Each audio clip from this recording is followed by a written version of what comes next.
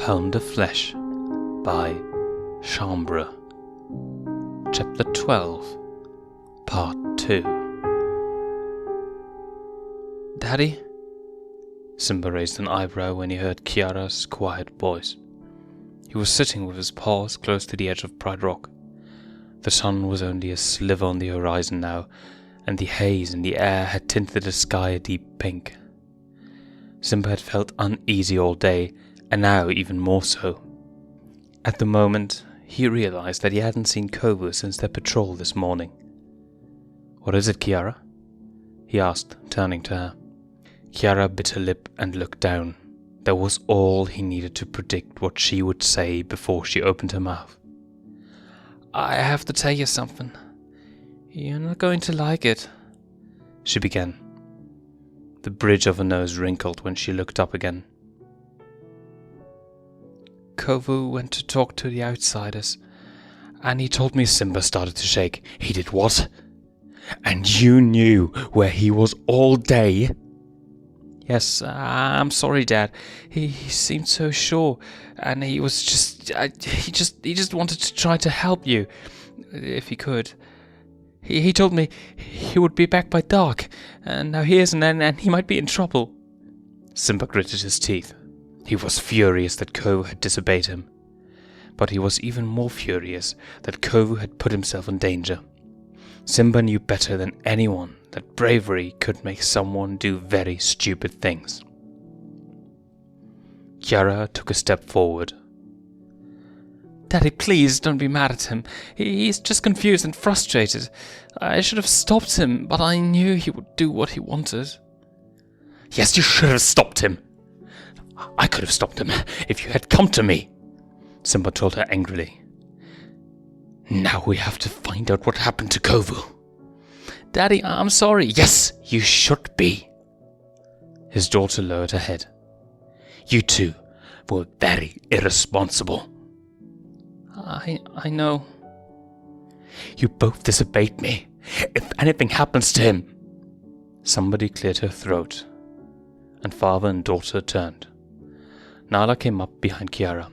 "What's going on here? What's happened?" she asked. Simba drew in a deep breath to calm himself. "Kovu went to talk to his family. He told Kiara he would be back at this time." "Oh no." Nala's face creased in worry, and she flexed her toes anxiously. She turned to Kiara. Her voice was shaky and quiet.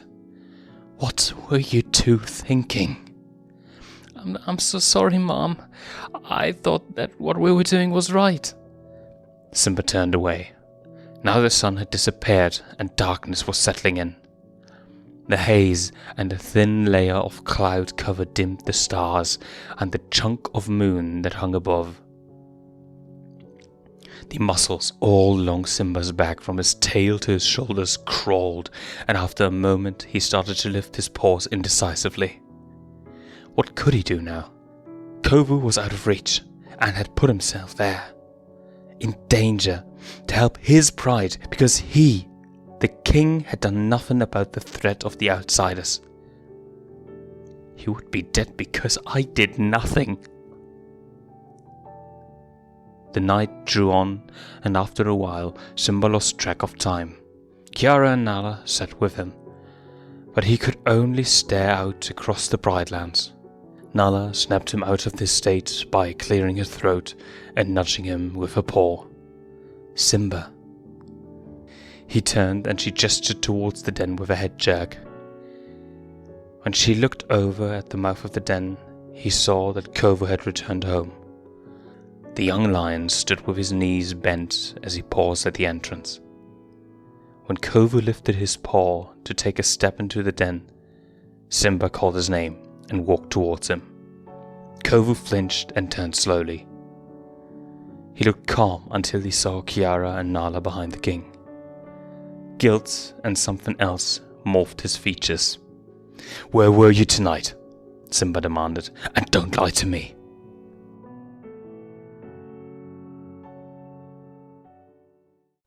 Kovu tensed up when he heard paw steps.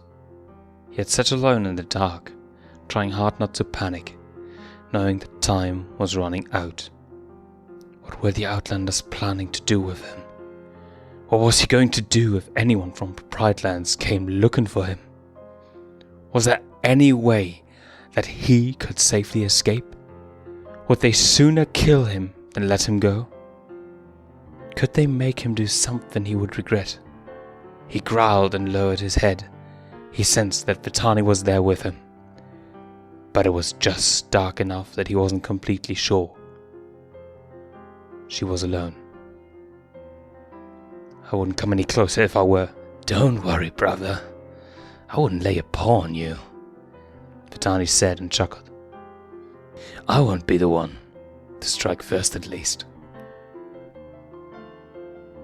He tensed again. Relax, Kovu. You're leaving. Wait, what? He blinked. You're letting me go? His voice cracked. He demanded sharply. Why? Why keep me here, just to let me leave? Vitani smirked. But not soon enough. Right. I think you know what Mother accomplished tonight. Kovu's face burned as he replied coldly. Simba must wonder where I am. She knows he'll be furious. Yes. Nobody thought he would just let you come here like this, on his behalf, and you basically admitted it now. He'll be wondering where his good son has gotten to. Kovu's stomach hitched. You are cruel, Vitani. He lowered his voice. How can you do this? Zira has lied to you. Your life would be much easier if don't waste your breath, Kovu. Vitani turned her back on him and whipped her tail. You need it for the run home.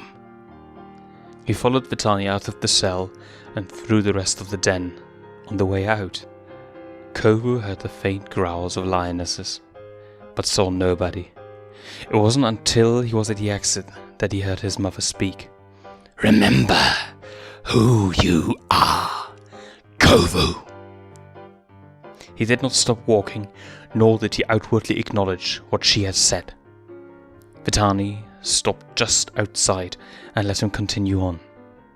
Kovu looked at the moon and knew it was the middle of the night, closer to dawn than to sunset. After he crossed the river, so desperate to get home, he plunged in and beat his way through the water without caution. He ran faster than he'd ever run. He was so angry that he had to stop to rake his claws down the trunk of the first Brightlands tree he came across. He'd failed, and the only thing he'd accomplished was to make himself look foolish. Kovu, where were you tonight? And don't lie to me. He winced. Simba had called to him the second he had realized that the king and queen were not in the middle of the den. He tried to keep his composure, but the guilt, fear and frustration he felt when he saw Nala and Kiara standing there too overwhelmed him. Slowly, Kovu said, I was speaking to Zira. Simba's eyes widened, even though Kovu knew by the way Kiara averted her eyes that they had known where he had been half the day and all night. Simba's body shook. Do you know what could have happened? You could have been killed. You weren't thinking. You disobeyed my wishes, Kovu. You deliberately If something... The king raised and lowered his paws anxiously, as if hot coals had stung his pads. But after a moment, Nala slapped the paw over Simba's paw. Her nails extended, nipping into her mate's flesh, signaling for him to calm down. Simba... Kovu bowed his head and shut his eyes. Tell us why you went to see Zira, Nala said calmly. Kovu opened his eyes, but he still looked at the ground. I told you that Zira wished to speak with me. I didn't go then, but I had to do something after Kiara and I almost died in that fire. I tried not to go, but You weren't doing anything, and I had to confront her, Simba growled. I told you, Kovu. I am the king. It is my responsibility to protect my pride and deal with Zira. Kovu looked up and met Simba's eyes. But you had done nothing. This is for me to take care of. The bridge of Kovu's nose wrinkled. I wanted to see who she was for myself. He ground out between his teeth. I wanted to know why she gave me up. She could have hurt you, or kept you there against your will. Kovu lowered his ears. I'm sorry, you should have come to me about this, Simba said. I won't say I'm surprised, but I'm disappointed.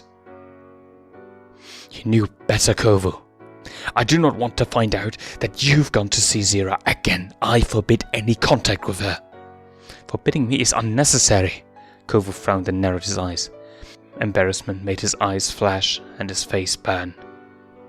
It was a mistake to go. She did keep me there against my will tonight, so that exactly this would happen. You don't need to forbid me from seeing my birth family. I'm done with her, Simba, Kovu said. I want nothing more to do with the outsiders and Scar. You are to obey my orders regardless of what you've decided. You, Kovu, you went behind my back. Simba then glanced at Nala. Our back. I know, but no more. Until you can earn our trust again, you are to stay close to Pride Rock. The farthest you can go is to the watering hole. No patrols. If you hunt for food or help the Pride, you must check in with someone regularly. Kovu stared back at Simba.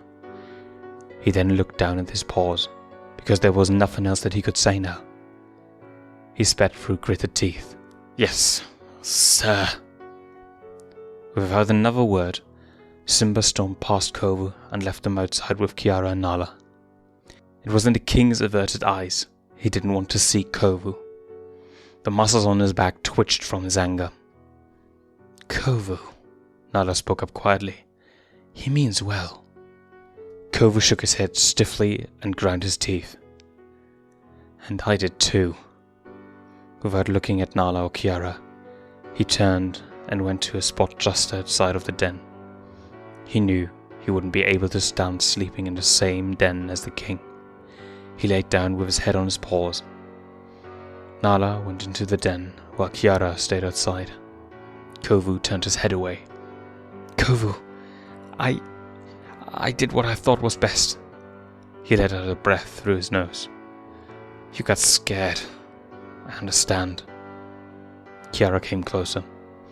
I'm sorry. He turned his head when he pulled his tail closer. His throat clenched and his voice cracked. It's fine. Go into the den, Kiara. The princess made a small noise, as if she was preparing to speak again. He listened silently, urging her to just go into the den. Just leave him. After a moment, she walked away. He thought she murmured a good night. Seeing Zira was a joke. I shouldn't have given her a second thought after she gave me up. Not that it matters now. Now that the seeds of mistrust have formed in Simba's mind. End of chapter 12.